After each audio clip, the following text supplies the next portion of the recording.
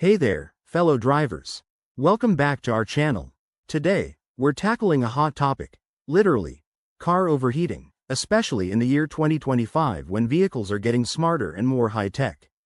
If you've ever been stuck on the roadside with a steaming engine, you know how frustrating it can be. But don't worry, I'm here to break it down for you step by step so you can stay safe and keep your ride running smoothly. First off, what causes a car to overheat?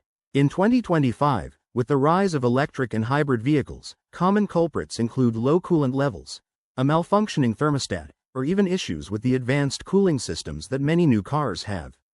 These systems use sensors and AI to regulate temperature, but if they're not maintained, problems can still arise. Back in the day, it was mostly about old-school mechanics, but now, software glitches could be the hidden enemy. So, how do you spot the signs?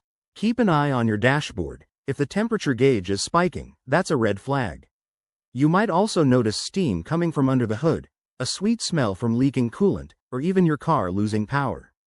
Ignoring these could lead to serious engine damage, which is not only expensive but could put you in danger. Now, let's talk prevention.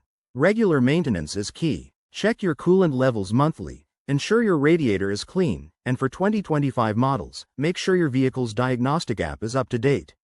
Many new cars come with real-time monitoring features that alert you via your phone. Use them.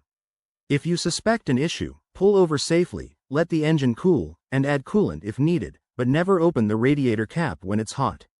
In conclusion, understanding car overheating in 2025 means staying ahead with technology and basic care. By following these tips, you'll avoid breakdowns and keep your journeys stress-free. If you found this helpful, give this video a thumbs up, subscribe for more auto advice, and drop your questions in the comments below. Drive safe, everyone. See you next time.